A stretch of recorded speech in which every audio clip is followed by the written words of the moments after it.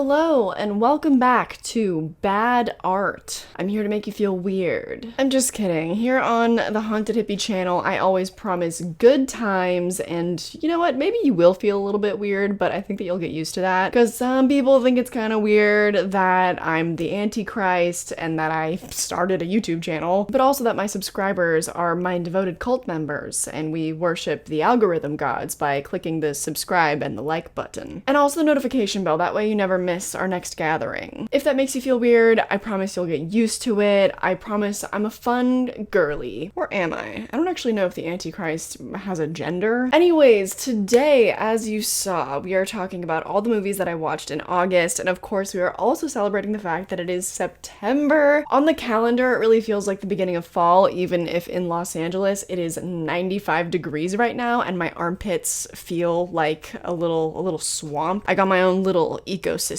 brewing there and under my boobs. I don't like it. But isn't this shirt cute though? I thrifted it. It's a little bit thick, so like I'm sweaty. Anyways, enough about my bodily functions. Let's get into the structure of this video. First of all, it's gonna be very loose because these videos are never scripted. This is when I'm fully improvising, so a lot of people like these because they are the most chaotic videos of the month. That's not even true. I do live watch-alongs and sometimes I get drunk during those, and if you're lucky enough, then I leave those up, but if not, then sometimes I put those on my Patreon. For these videos though, I first start out with all the TV shows that I've been watching, and then I get into all the non-horror movies that I've watched. After that, we get into all my horror rewatches of the month, and then we talk about all the horror that I've been catching up on, so my new watches of old horror movies. And then finally, we get into all the new horror releases of the month that I have seen. There are always timestamps linked down below, so if you just want to skip ahead to the horror section of this video, more power to you. But starting out with TV shows, first of all, I started watching Buffy the Vampire Slayer, which a lot of you guys were really excited about, and I wish that I was a little bit more excited about it. I've only watched the first maybe like 5 episodes or something, and I just have not really felt a desire to go back. And I have heard from multiple people that you kind of have to struggle through the first season, and I get that because a lot of shows don't really find their footing until the second season. The problem is though, is I think that there are 22 or 24 episodes in the first season, and the episodes are 45 minutes long. So that's a lot of subpar TV making to sit through. I love Sarah Michelle Gellar. I kind of wanted more of David Boreanaz because I just finished Bones and I wanted another TV show to binge, but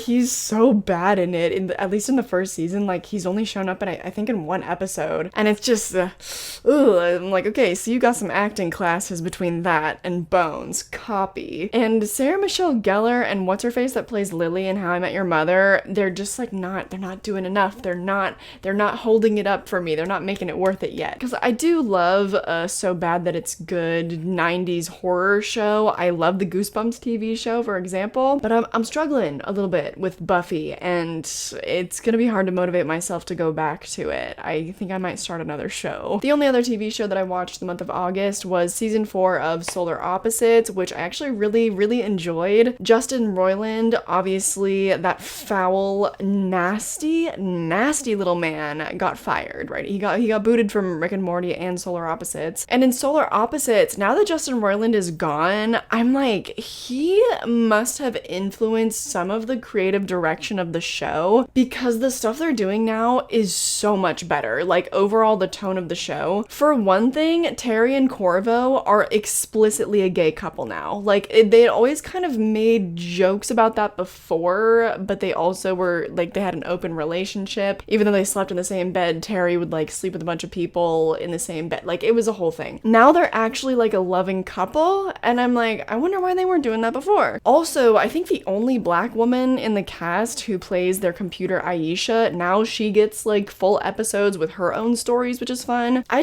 really liked it. I think it was a really, like, refreshing change of pace from when Justin Roiland was on the show. I'm hoping for something similar from the next season of Rick and Morty. Like, I'm really hoping that Rick actually experiences some character development for once. Anyways, time to move on to the non-horror movies, and the first one on the list is Strays, which is the new live-action dog comedy starring Jamie Foxx and Will Ferrell. This follows Will Ferrell's dog character as he repeatedly gets thrown out by his owner, and then he finally realizes what's going on, so he decides to go on a quest to bite his dick off. And it's so bad. It's so bad. I cannot even believe I took my partner to see this movie. He's not a big movie person, and he works all week and everything, so we're lucky if we get to go to the movies like once over the weekend. And we chose that one over Mission Impossible Dead Reckoning that weekend because the times for Mission Impossible were so bad. And we're like, oh, a comedy, fun, it's only an hour and a half, like we'll try it out. I'll redo my review on Letterboxd because it just sums up how I feel, and then I need to move on. If y'all ever start a class action lawsuit for emotional damages after watching this movie, let me know. That sums it up. I cannot. The Strays is so bad. Eventually, at some point, there will be another YouTuber that does like a whole plot breakdown of it and just like pulls out all the worst parts of it. It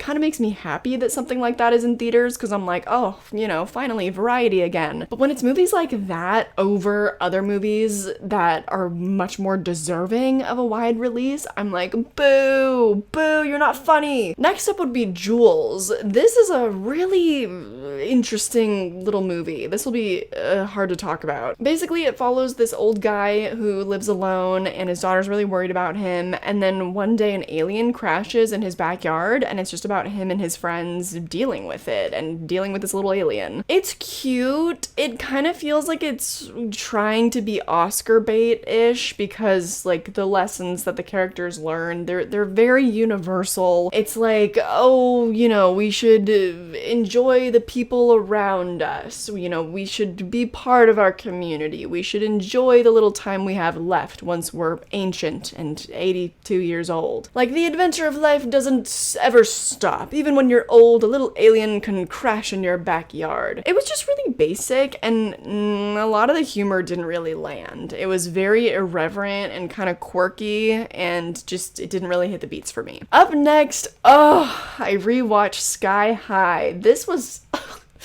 What a night this was. I think this was the first time I'd ever watched the movie Baked. That might not be true, but I think that it is. Because I hadn't seen the movie in years. It had been a really long time, and watching it back and just realizing like how truly funny that movie is. First of all, it stars Kurt Russell, the man. Okay, we got Danielle Panabaker, love her. We've got Bruce Campbell, our boy, as Coach Boomer. It just doesn't get much better than that. The whole cast is Mary Elizabeth Winstead. I also had a huge, massive crush on War and Peace when I was like 6 years old when this came out. I feel like that's really indicative of like the rest of the direction that my life took after that. Because I also remember one of my biggest crushes was like both Emily and Victor from Corpse Bride. So really, I don't know. Do I have a type? I don't think so. I think our spectrum is a little bit too broad. Watch Sky High. It's probably on Disney Plus, right? Because it's a Disney movie. Watch Sky High. It is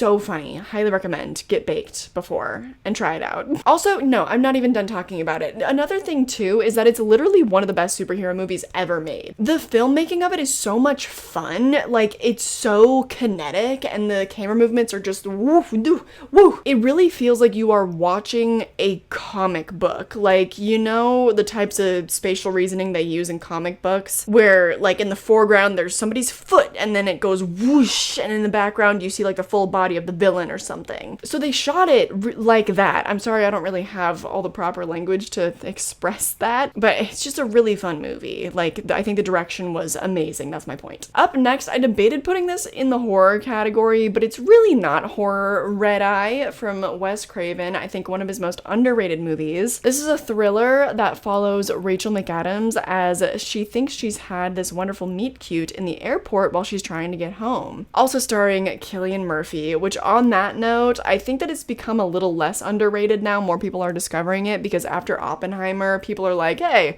who is this guy? Get a load of this guy. What else has this guy done? So more people are finding Red Eye, which is, I think, one of his best performances. And same with Rachel McAdams. I mean, something about Wes Craven knowing how to direct a thrilling piece and get those performances from his actors. Oh, you are missed. I'm actually shooting this on August 30th, which is the anniversary of his passing. So rest in peace, Wes. We love you still, always. If you're a fan of Wes Craven, please watch it. I love the structure of it, especially. The first act feels like a rom-com. The second act feels like a straightforward thriller. And then the third act feels like this cat and mouse horror movie. That is just the expertise of his genre bending on display. I think it's really doing it at its finest. Where's my lip gloss? I think Red Eye is always gonna be a rewatchable one for me, at least every few years, because it's just so much fun watching these performances and the filmmaking of it. Oh, I love it. Next up, another movie that I just absolutely adore, also from the early 2000s, is John Tucker Must Die. I've actually kind of been on an early 2000s kick, like revisiting some of my favorites from childhood. John Tucker Must Die follows this group of girls that have all been played by John Tucker. He's been dating all of them at once, and so this new girl comes to the school and they use her to make him fall in love so they can break his heart. John Tucker Must Die is problematic in many ways. Like, you start to realize how much internalized misogyny was projected in the early 2000s, but then it's like weirdly progressive at the same time, because there's this one part in the movie where they trick him into putting on a thong and then everyone in the school sees him. Then he shows up to basketball practice and he's still wearing it and he's like, you know what? I love it. It's like letting your best friends sit in a nice airy hammock. And you're like, okay, breaking down gender barriers? What? Now granted, it is so that he can save face, but I don't know, he seemed kind of serious about it. He seemed to enjoy wearing the thong. So I'm into it. Like, the movie is both regressive and progressive at the same time. It's ridiculous. And it's truly still just one of my favorite comedies of that time. It has a lot of the same tone as Mean Girls because it does the whole click thing, but then it also feels quite a bit more gay, even though there are not any explicitly gay characters in John Tucker Must Die. But I don't see Mean Girls having a scene of two girls kissing. I don't see that. It's just one of those movies that if you love the early 2000s, you have a lot of nostalgia for it and the comedy of that time or the horror of that time, I don't care. It's kind of one of those staples. I think it's kind of a must watch if you have any type of love for the early 2000s. Up next, rewatched The Meg, which I probably would have used to consider this a horror movie because it's a creature feature, it's a shark movie, but upon this rewatch, I was like, God, this is just like one of the worst action movies ever. I ended Shark Week with The Meg, which if you don't know, if you haven't been around, I hosted a Shark Week, so it was a week straight of watch-alongs every night of shark movies. We ended with The Meg, and I ended up getting so drunk. I don't even know how that happened, because I had 4 drinks over the course of 3 hours. Like, I should have been fine. They were just White Claws, which White Claws sponsor me. That's all I ever drink on this channel. But I don't know, something about me getting drunk makes me a little more cynical. You would think that it would be the opposite, but for me, movies always seem to get worse, probably because my attention is all messed up. But I guess, I don't know, I just picked up more so on how terrible the dialogue is, how corny it is, how like color by numbers it feels. But I will say that Rainn Wilson and Jason Statham, even Ruby Rose, they're all really, really funny in the movie. Like, it's still worth watching. I'll still rewatch it. I've talked about that movie a lot on this channel though. So the last non-horror movie of the month is Mission Impossible. We finally went out and saw Dead Reckoning. It's almost perfect. I don't know why I gave it 4.5 stars and not 5. I don't know what was missing for me. But I noted in my Letterboxd review that I didn't even feel the runtime. It's almost 3 hours long. Did not feel that. Not at all. It flies by. Like, the pacing is fantastic. Oh my god, no, I just remembered why I gave it a 0.5 star, but it's a huge spoiler, so I won't tell you. But then when you finish your Letterboxd review and you click post or whatever, this little thing comes up and it's like, this review is gonna self-destruct in 5, 4, 3, and then it's like, oh, wait a minute. Oh, override. Ethan Hunt is gonna allow you to review the movie or something. I want Letterboxd to do more stuff like this. More. I want more. I think for Barbie, there was like a little, like the heart would be pink when you would like someone's review. It's not enough. I need more of that. Letterboxd, you are my favorite app. You are the best social media. I think you can, I think you could still be better. All right, getting on to our horror rewatches. And my first rewatch of the month is, I think, the only movie from the month that I gave a perfect 5-star rating. The Ritual from Netflix. I watched this with Celeste when I went to New York. I was like, yo, we gotta watch this movie. I hadn't seen it in a few years. And I don't know why, upon my rewatch, I fell so much more deeply in love with it. I guess the first time around, I had not seen as much folk horror, and so I wasn't as into it. I wasn't as attuned to the weird little niche aspects of the subgenre. I was obsessed. I was like, this is the perfect movie for me. I wouldn't change a thing. All the themes, they're so like rich and they're so dark. The visuals of the movie, it mostly takes place in a forest, and then I don't want to spoil anything about the third act, but the design. I guess that's all I can really say about the third act, but the design, well, it's folk horror, so you know there's something, you know, that kind of mythological that happens. And let me just say, that is, I think, the best example of that thing that I've ever seen. The acting is also phenomenal. The chemistry between all the leads is perfect. Like, I really buy that these men have all been friends for years and years and years. You can feel that history between them. It's crazy. I wonder if I reviewed it on Letterboxd the first time that I saw it. I don't know if I did. Oh, by David Bruckner, who did the recent Hellraiser reboot remake. Okay, so the first time that I watched it was August 27th of 2020. So I watched it almost exactly 3 years after the first time. Witty dialogue and great acting imagery, but it descended into an incoherent fever dream. That's not inherently a bad thing, but I wasn't in love with the direction it took. Now, I would say that when a movie devolves into an incoherent fever dream, that's probably an inherently good thing. Back then, there were only a few movies that I accepted doing that. Midsommar is probably one of them. So sometimes I guess with movies like that, it takes me a minute to find my footing and actually really appreciate it. That'll be true for another movie we have to talk about, you'll see. I also rewatched both the Wrong Turn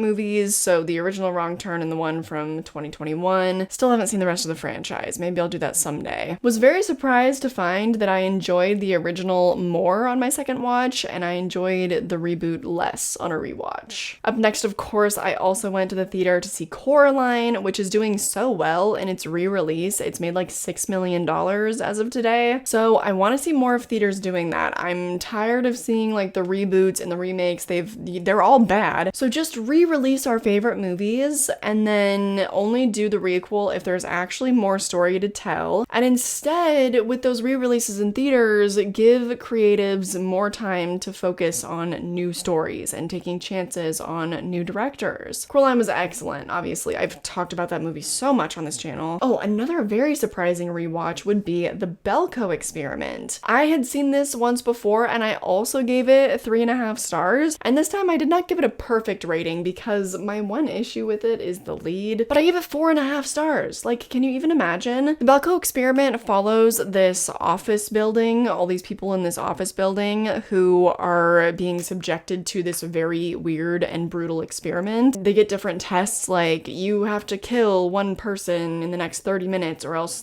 50 of you are gonna die. Things like that, you know, like just impossible moral tests. I had no idea the first time that I watched the movie that it was written by James Gunn. In the behind the scenes, he claimed that parts of the movie came to him in a dream, like he actually saw some of the scenes of the movie. And I was like, you know what? That kind of sounds like bullshit, James Gunn. But then a few nights later, literally a few nights later, I dreamt about this really weird imagery that gave me such a good idea for a short. Basically, I was in the POV of this girl that went to some like comic book showcase, and there was this area where there were a bunch of comics that only had one print ever and were such a flop that like nobody ever wanted them. So then she finds this one comic and the girl on the cover has this crazy like scar on her face, and then she looks up in the mirror, or I looked up in the mirror and I had that same scar. Like the girl girl in the comic book was me, but it was just like this random, it was a weird dream and it was so vivid. And I was like, oh, okay, I think there's an idea there, and maybe James Gunn is not full of shit.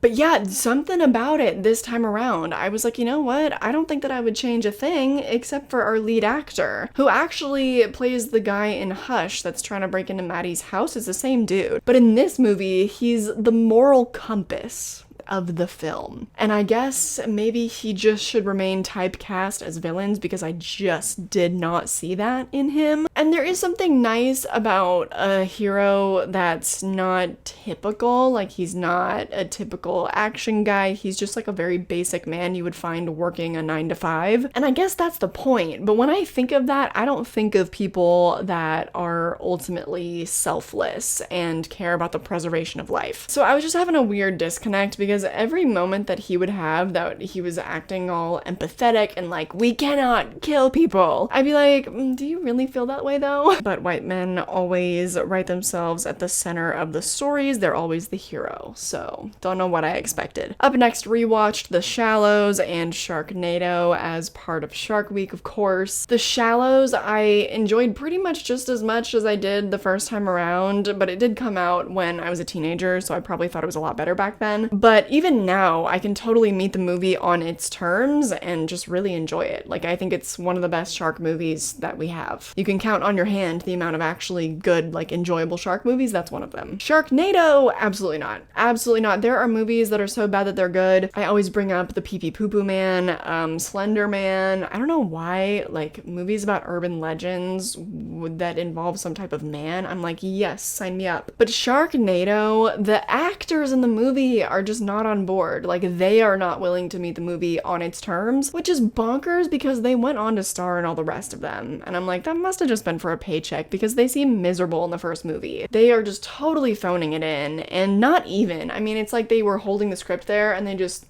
oh no, a shark.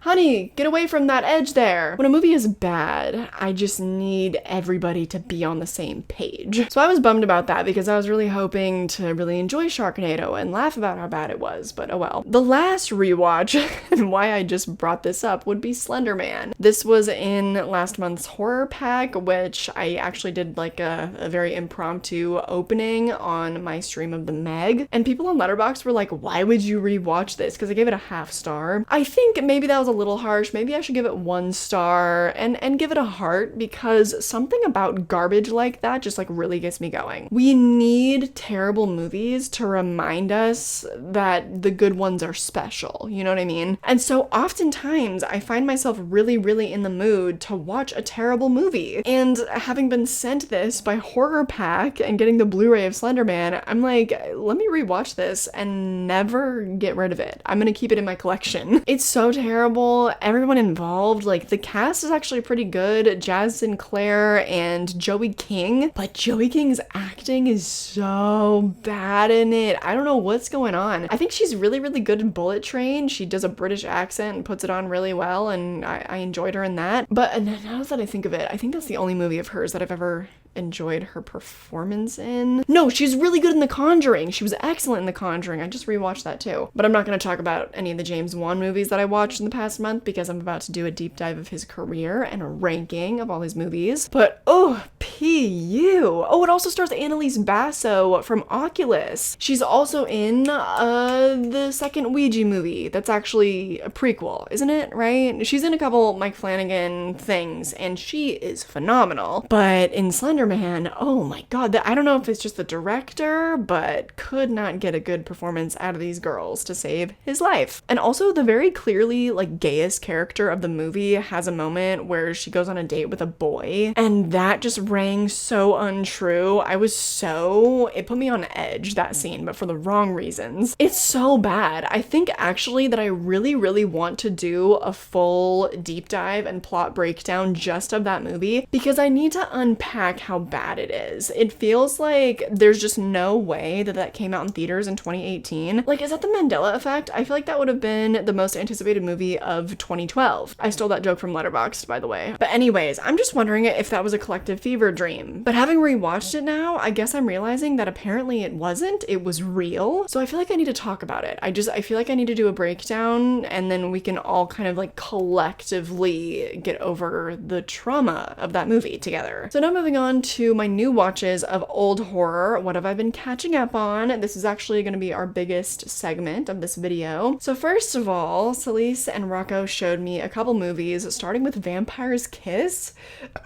Oh, excuse me. This is the Nicolas Cage movie from the late 80s where we get all of our wonderful memes from. This is sort of a surrealist nightmare trip, this whole movie. There's not too much of a plot. It's basically just about Nicolas Cage's character thinking that he's turning into a vampire, and whether or not he actually is very up in the air. A lot of it feels kind of like a commentary on the power dynamics of corporate America. Like there's this other woman character that plays, I think, his secretary, and just how abusive he is towards her. So that's kind of like the story that's going on with all the other vampire stuff going on. It is a very interesting movie, and it's so hard to say whether or not I loved it, because I think I did, but it's just a lot to grasp on your first viewing. It's just so weird and so disjointed. As far as surrealist movies go though, I think it is actually the most coherent of a lot of ones that I've seen, but even so, I think it demands a second viewing, so I'm excited to eventually rewatch it. I'm hoping I'll eventually find it like on DVD or something. I'm not in a rush to own it, because I'm not in a rush to watch it again. I think I need to give it some time, and then eventually I'll revisit it. But yeah, it's a fun one. I think that it's absolutely worth at least the one-time watch. Like I think everyone should watch it at some point, if for no other reason than to just be like, oh my god, there's another meme. The next movie is quite similar, because the next movie that I watched would be Possession, which is one of Celise's all-time favorites, and during the movie, the edible that I had taken was kicking in, like right at this one part that was just particularly off the wall, and I was like, oh yeah,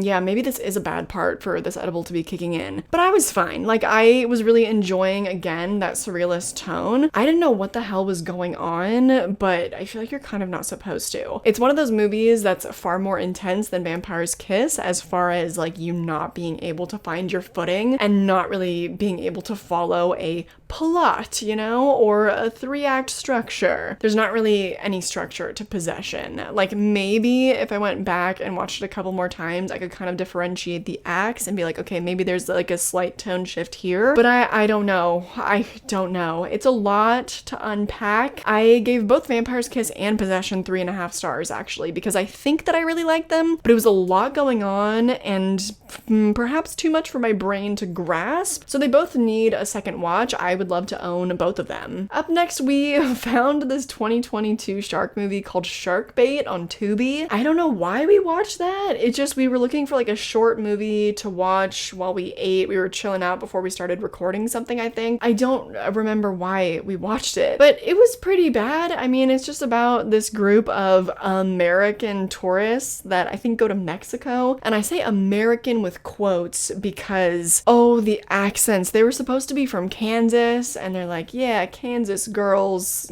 know how to party. But the whole time I'm like, you're Australian or you're South African or something. Like they could not put on the American accent to save their life. It was so bizarre. Like that was just taking me out. But they get stuck out on their jet skis that they stole, and then of course a shark starts hunting them. It's again very paint by the numbers, just a dumb shark movie, but I thought that it was a little bit better than it had any right to be. What did I give it? 1.5 stars or 2 stars? I gave it 2 stars. That's actually kind of generous for this movie, maybe. But if you like trashy shark movies, then you'd honestly probably kind of enjoy it. Like I don't regret watching it, you know what I mean? But up next, a giallo. The Strange Vice of Mrs. Ward. This was really one of my first true giallos. I'd seen Deep Red and Suspiria before, but that was pretty much my only experience with giallos. And this one is so fun. It stars Edwidge Fenwick and the other giallo guy. Celise is gonna kill me. George Hilton, the king and queen, apparently, of this whole subgenre. You guys, I loved it. The style of it. I mean, first of all, just dripping in style already because it's from the the 70s. It's shot on film. And then also the way that blood is so like brightly colored. It's just so fun and so colorful. The acting is kind of over the top. I've never really been into soap operas and dramas like that, but something about it is just so fun and so theatrical, and the camera movements also feel really liberated. There's like a lot of really quick zooms. It's just not afraid to be over the top and dramatic, and there are so many plot twists, and I love plot twists. I don't know, I somehow, despite all the movies I've seen, I'm not usually that great at seeing them coming. The Strange Vice of Mrs. Ward has like 4 of them, and I don't think I saw a single one of them coming. No, one of them. The first major twist I read from a mile away, but then they just kept going. It kept being twisty, and I was like, oh, you got me. They had me in the first half, not gonna lie. But I loved it, and I'm so excited to get more into Giallo movies. So if you have any recommendations, then let me know. But Celise is kind of the Giallo queen, so she's probably done a video of like her top 10, so I'll just go find that. Now up next, I watched Climax finally. This was for a fundraising night. This was a movie from my Nope list that I was scared to watch because it's basically about this dance troupe that has a really bad trip on acid, like their punch bowl gets spiked. And as someone who has partaken, let's say, in the past, that was always a concern, you know what I mean? And you cannot let that rule you. Like, you just gotta take it on whatever ride it's gonna take you on. And so I'm always scared of bad depictions of trips because I'm like, I don't want to internalize that. Like, I don't want to ever be thinking about that if I ever want to do that again. So I got pretty drunk to the point where I still haven't uploaded it to Patreon, because all the ones that get copyright issues and stuff, I take them down from YouTube and they go up on Patreon. I have procrastinated putting that up, mostly because I'm like, you know what? That might have been too much. I'm not a shameful person. I don't get embarrassed easily, but I got really drunk that night. And so I wasn't doing the best job paying attention to the movie. I'm sure it's great. There were a lot about the vibes that I really liked. I love that there was like no plot and just scenes of so much dancing, because you know those people that are like, we need every scene to move the plot forward. Every scene should serve some function. No, sometimes I just want to watch hot French people dance, and they do. They do a lot in that movie. But I wasn't keeping up very well, so I would consider that more of a fractured viewing, and I don't think I really gave it a fair shot, so we'll have to watch that one again someday. Also, did you notice my pop socket? Look, it's so cute. It says, let's get spooky. Next, we have Guns Akimbo, which I almost didn't put in the horror section of this video because it's kind of more of an action movie. It follows Daniel Radcliffe's character, I forget his name, and he's kind of a loser, and then he pisses this random group of people off on the internet, and then one day they come and they get him, they jump him, and he wakes up and he has guns nailed to his hands, and now he's part of this kill or be killed game that he did not consent to. This has been on my watch list for such a long time, and it's one of those movies that's so bad that it's good. Honestly, I really enjoyed it, but I only gave it 2.5 stars. And also, I would have watched it so much sooner if anybody told me that Samara Weaving was in it. This movie definitely exists in the same realm as the Babysitter movies, as Ready or Not. Like, she gets to play this kind of badass in a dark comedy that's super bloody. It's all very much the same tone, and it just makes so much sense that she's in it, but I never knew that. And at first, I didn't recognize her. I didn't even realize it was her, the way that she's made up in this movie. And she has a really weird name in the movie, but it's cool too. Oh, Nyx. Her name is Nyx. I don't even, like, what? But it's so good, because her character is so good. Like, she is the reason for the season. She is the best part about the movie. Daniel Radcliffe, who is probably one of my favorite actors of all time, the man can't really do the American accent. There's so many British actors that I never had any idea they were British, like Benedict Cumberbatch, Doctor Strange, no idea. But something about those Harry Potter kids, like Emma Watson, cannot do the American accent either. I don't know. Maybe because they had no time to watch movies as kids because they were too busy starring in them. Maybe that's why. They couldn't develop their American accent. I got really good at the British accent because I grew up watching Harry Potter, didn't I? Which Barbie has now dethroned Deathly Hallows Part 2. I know that J.K. Rowling is pissed. And good, I hope that you're mad. I hope that you're mad that the movie that dethroned your precious Harry Potter had a trans woman as one of the lead roles. I hope that you're pissed, JK. They made it sound like I was joking, but that's like her name. She goes by JK. She's so unserious. Up next we have Peephole, which is a horror short on YouTube. It starts off so good and so intriguing, this concept of like looking through the peephole and seeing yourself and yourself copying your movements that you're doing. And then it just has like the dumbest YouTube horror short ending ever. I don't know why they all seem to do this. Like, I've never been super interested in YouTube shorts because they all just do the thing where at the very end there's a big jump scare of of the Momo face, basically. And this short does something very similar, so I kind of just want to save you the time if you were intrigued as I was. Up next we have Hostel. Hostel? Ugh, do you even need a synopsis? I don't think so. I did a watch along for this movie, and honestly, I have never been wittier. I have never been more mean. I have never had such good insults coming just straight off the dome in my life. I was roasting the hell out of that movie. That's like one of the best watch alongs I think I've ever done. And it brought out like I was almost gonna say it brought out hordes of the most annoying men that you'll ever meet on the internet, but honestly, it was more like in the 10s, more like in the 5s. It brought out 5s of these men. Men that either are 12 years old or never graduated beyond a 12-year-old reading and writing level. So it was those types of men that would be like, you didn't even give the movie a fair chance because you came in with prejudice against Eli Roth and you don't like him, so you don't like the movie. And I'm like, prejudice? That's a big word for Elmo. And it's like, yeah. And what about it? Not even that, because it's just not true. Like, obviously they didn't watch the full watch along because they just want to be there to comment their bullshit. But every time I would look back up at the screen, it's some conversation that doesn't matter that's padding out the runtime. Or it would just be boobs. It would just be like, you know, quote, exotic women and their bodies on screen. And I'm like, I don't give it. This is made for 12-year-old boys. And then the 12-year-old boys are confused why I don't like it. The thing is, though, is like, I can understand why someone would like that movie. They cannot, like, their little brains cannot understand why someone wouldn't like that movie. You know what I mean? Because they're like, you didn't even watch the movie. And I'm like, yeah, because it sucked ass. And they're like, no, it didn't. Like, it's a good movie, whatever. And I'm like, either A, no taste, B, misogynist, C, you only watch movies like that because, again, refer to A, no taste, or D, just like, you know, really, absolutely just bum fucking stupid.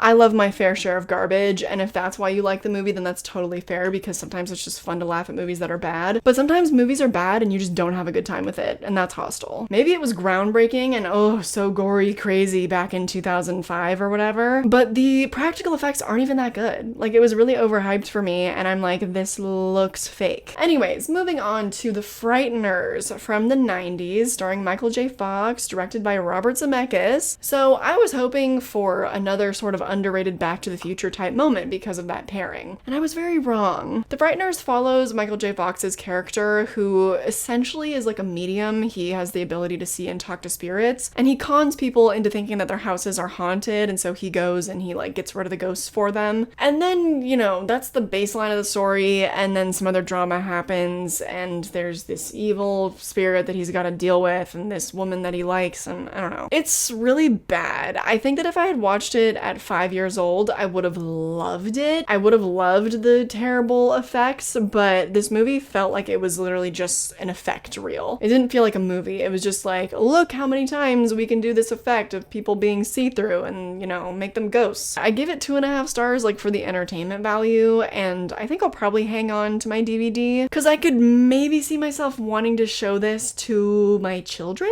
if I ever have those. But at the moment, I don't know, when I'm out in public and there's children running around, I'm like, oh, and they're like raccoons to me. I'm like, oh, ugh. So I don't know, I'm gonna hold on to it for a while. We'll see if I ever feel the hankering to rewatch it. I feel like it's a good one to own because it's a little more underrated. Like, it's not really a movie that's talked about. It's probably not in circulation anymore in physical media, so I'll probably hang on to it. Anyway, up next would be Sharktopus and Deep Blue Sea, again, a part of Shark Week. So a lot of you guys probably caught the live streams of me doing live reactions to those movies, so I don't have a lot of other thoughts to share. Sharktopus, like Sharknado, was also so bad that it was bad, which I was really, really bummed by. Because I'm like, how do you have a movie called Sharktopus that is so boring? How do you even do that? How could a movie called Sharktopus be boring? It doesn't make sense to me. I entertained myself throughout the movie by saying things like, oh my god, it's eating people with its Sharktopusy. Because the shape of the Sharktopus, like, the top half of it was shark, and then it would eat people with its octopus mouth that was like under, in its under area. So I could not stop saying that. It was, that was embarrassing. But I still said that in my review. What is the matter with me? And not that, oh my god, that's the top review on Letterboxd now? Really? You guys? Oh, okay, anyways. At least I had a lot more fun with Deep Blue Sea. I can't believe I'd never seen it before. I just loved how practical so much of it was. There were some moments of really bad CGI, and that was just funny. It just was funny. It was a good time. It was one of those movies that it was so bad that it was good. LL Cool J has some truly unhinged moments in the movie. I have some gripes with who they try to make the villain because I just simply disagree. But other than that, a great time. Definitely one that I'm happy that I own now. Finally, we're on to new releases. New releases that I checked out. We've got 4 of them. And first up would be a new Kyle Gallner movie, Mother May I. Emmett enters into a nightmarish game of therapy with his wife Anya, who has inexplicably taken on the persona of his estranged and recently deceased mother. It's a really good concept, right? It sounds good. It looks like it's shot well. It stars Kyle Gallner, and you're like, we love him. We love when he pops up in random horror movies. He's also in Red Eye. He has such a small role in Red Eye, and I'm like, oh, another movie in the, oh my god, I didn't know that Kyle Gallner was in this cinematic universe. This one I knew because he's the lead, which we love that. But, oh, this movie is a stinker. It stinks. It's stinky. It's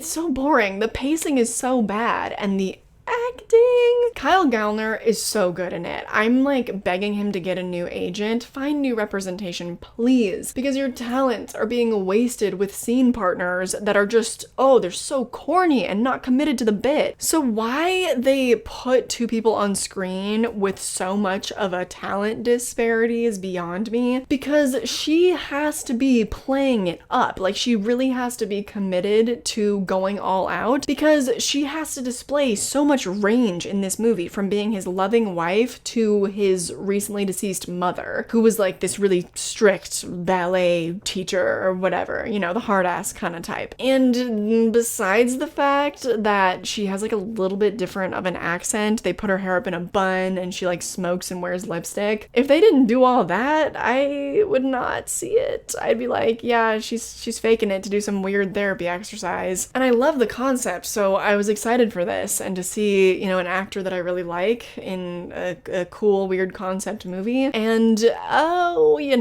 I can see why this one didn't really have any type of release anywhere. Now, up next we have, The Last Voyage of the Demeter. This was one of my most anticipated of the second half of the year, and unfortunately it ended up being a 2.5-star movie for me, which honestly I feel like is kind of generous based on how generic the movie is. It's about Dracula and his voyage across the sea to, where was he going? England or something? It doesn't really matter. The whole thing is on the boat. It's about one of the chapters of Dracula, or like the first 7 chapters. I don't know. It's from the book of Dracula. So I was super, super excited about it. And the cast I was into, because what's his name? The kid from Cobweb is in it. Woody Norman. He is also in Cobweb. He's in this, and he's fantastic. And as of this moment, I don't know whether or not he's American or British, because his accent in both movies was flawless. Like, he could be British, he could be American, I would not know. Let's put this to bed, huh? He is an English actor! Oh my god. Imagine being born in 2009 and being able to have a perfect American accent. I had no idea. So he's like 14? Oh, I'm gonna throw up. How can someone born in 2009 be 14? I'm gonna be sick. Anyways, he's good in the movie. Javier Botet is phenomenal in the movie, especially when they just let the practical effects and his makeup shine. But there are so many moments where that's overshadowed by the dumb CGI. And I'm like, let the man perform. He is the best creature actor in the entire world, and you're just gonna like coat him in CGI after you made him sit for probably 6 or 7 hours getting his whole body done up with like plaster prosthetics. Oh, I don't know how they took such a good concept and just modernized it so much. I think of other period pieces like The Witch, done by Robert Eggers, and how fantastic that movie is and its production design. Maybe that one could have also felt a little bit dirtier than it was to be more period accurate. But Last Voyage of the Demeter, I'm just like, the gore makeup was done really well, but I'm like, these people are not dirty. This is fake grime. There's not enough of it. Like, they drew on their teeth a little bit. I needed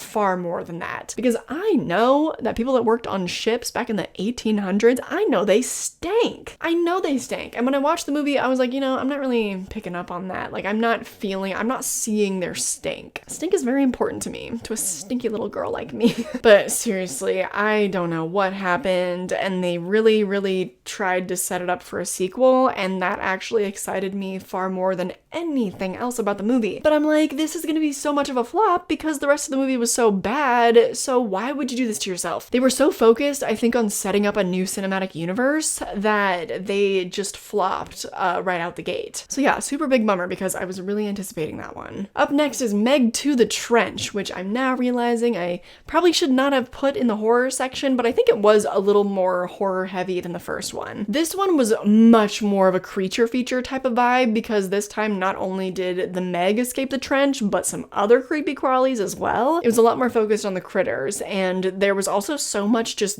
dumb sci-fi movie science. Loved it. Was obsessed with it. There's a point where they're like 25,000 feet underwater and Jason Statham is just swimming around without a helmet. Because one of the characters was confused. Mei Ying, the little girl, she's like, won't he get crushed? And I'm like, yes, he would. And then one of the other women there is like, no, it's all about air. Because you see the fish out there, the fish aren't wearing helmets. And it's like, yeah, they're fish. Some of them don't even have spines. Like octopi, and the thing that is the most hilarious about that logic is the fact that not 2 scenes earlier, someone got their head squished by the pressure of the water. Their helmet broke, and then like their head literally just turned into bubbles. Like it just was so, you love it. You gotta love it. Honestly, Meg 2 might be more fun than the first one. Because the first one, it seemed like they were still trying to be a little bit more earnest and make it like a good action movie. Meg 2 was like, fuck it. We don't care. This is gonna be stupid and you're gonna like it. Anyways, the very last movie on the list today is Disguise, which is yet another YouTube short, but it released this year. This movie follows a woman as she finds a doppelganger of herself in her house and what happens from there. Yet again, it has the dumb YouTube ending. And they put the best jump scare of the movie on the poster. And this is exactly what I was talking about with like the Momo looking jump scare being the ending of so many YouTube shorts. The thing with YouTube shorts though, that I'm learning as well as I have had to come up with endings for my short films, is that really the purpose of them, at least with my first one, Somnum, is not to make a story. It's really to make a scene and show off what you can do from something larger that you would eventually want to make. Short films are more of just like a proof of concept that you can direct. You can write a good scene, pretty much. So there's not going to be a lot of good narrative work in a lot of short films, I get that. But the problem is then none of them know how to end, because it's like, okay, I wrote a good scene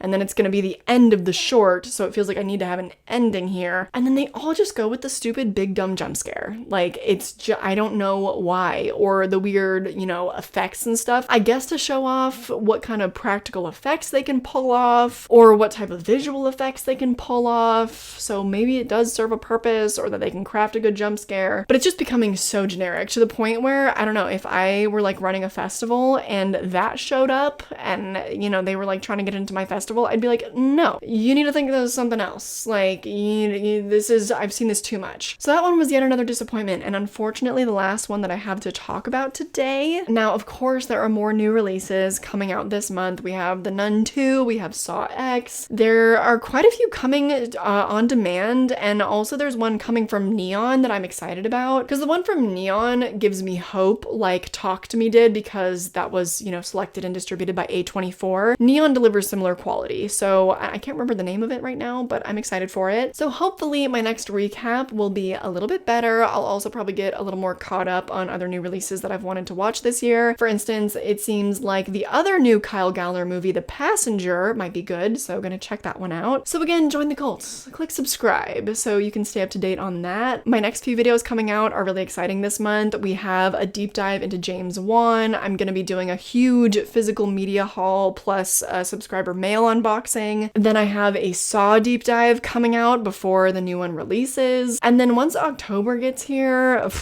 I'm grinding right now and shooting videos ahead of time to hopefully have enough to post 2 videos a week during October. And then of course we'll do a bunch of watch-alongs and live streams, and we'll be hanging out all month long. I'll also be vlogging going to Halloween Horror Nights, so I hope that you're excited for that. If you want even more content from me, then you can join the Patreon, because every single month I post 4 to 6 bonus videos, plus all the watch-alongs that get taken down from YouTube. So it's a lot of juicy, exclusive content. We love these people. They keep the lights on at Haunted Hippie Studios, and they make sure that this content is free for the rest of you guys. It's a nice little community over there. We have almost 100 members over there now, which is super exciting. If that's not for you though, then I also keep you guys up to date with what I'm working on over on Instagram, so you can follow my horror Instagram down below. You also get some nice little behind the scenes insights to whatever I'm working on a given day. You know, like I post my to-do lists and whatever I'm watching. I also post the trailers for upcoming deep dives, and I posted one for Shark Week, so just so you always know what's going on. You can also donate to my short horror film called Liked. I promise that it does not end with a stupid jump scare. We have fundraised, I think, about $3,500 for that so far, so the current goal is $5,000, and then I'll probably add a stretch goal to see if we can get an animatronic for the short. But more than anything, I just hope that you enjoyed this video and that I catch you in the next one. Bye!